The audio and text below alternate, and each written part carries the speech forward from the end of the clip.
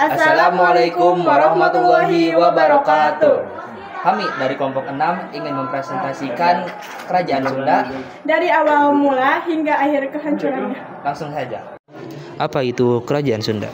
Apa itu Kerajaan Sunda? Kerajaan Sunda dikenal sebagai Kerajaan Galuh.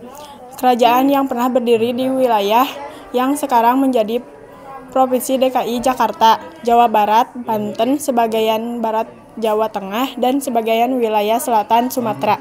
Apa sih pentingnya Kerajaan Sunda dalam sejarah Indonesia? Kerajaan Sunda dalam sejarah Indonesia. Kerajaan Sunda penting bagi Indonesia karena menjadi asal budaya Sunda, pusat perdagangan di masa lalu, dan bukti peradaban Nusantara yang semakin maju. Apa sih yang menjadi awal mula Kerajaan Sunda berdiri?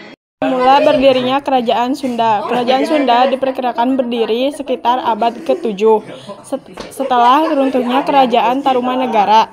Kerajaan ini didirikan oleh Tarusbawa, raja terakhir Tarumanegara yang memindahkan pusat kekuasaan ke pedalaman dan menamainya Kerajaan Sunda.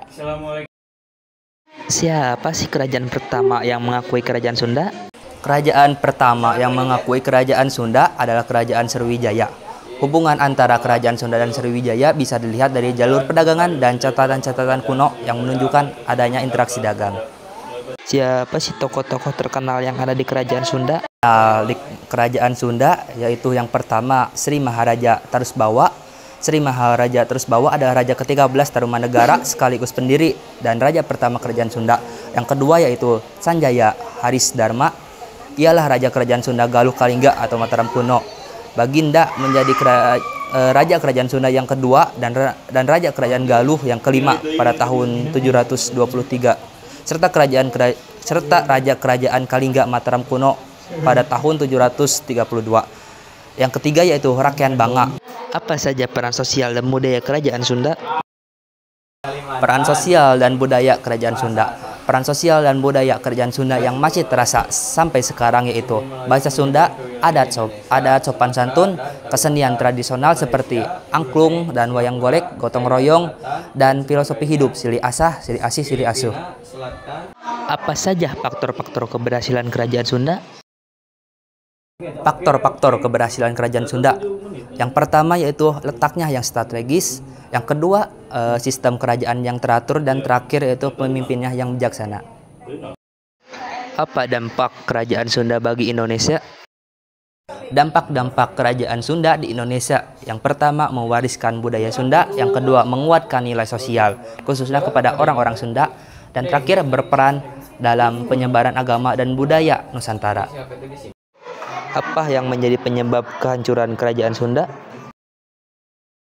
Kehancuran Kerajaan Sunda, awal mula kehancuran Kerajaan Sunda dimulai ketika kekuatan Islam di pesisir utara Jawa semakin berkembang, terutama di Kesultanan Demak dan Kesultanan Cirebon. Kedua kerajaan ini ingin mengusai jalur perdagangan yang strategis, termasuk pelabuhan Sunda Kelapa yang saat itu disukai Kerajaan Sunda. Titik puncak kehancuran terjadi pada tahun 1527 saat pasukan gabungan dari Kesultanan Demak dan Cirebon yang dipimpin oleh Patilah menyerang dan berhasil merebut pelabuhan Sunda. Setelah direbut, Sunda Kelapa diganti namanya menjadi Jakarta yang sekarang menjadi Jakarta. Kesimpulannya yaitu Kerajaan Sunda adalah kerajaan yang berdiri setelah runtuhnya Tarumanegara, didirikan oleh Tarusbawa sekitar abad ke-7 Masehi di wilayah Jawa Barat. Kerajaan ini berkembang lewat perdagangan, terutama lewat pelabuhan Sunda Kelapa, serta terkenal karena adat istiadat, bahasa, kesenian, dan nilai hidup seperti silih asah, silih asih, silih asuh yang masih terasa hingga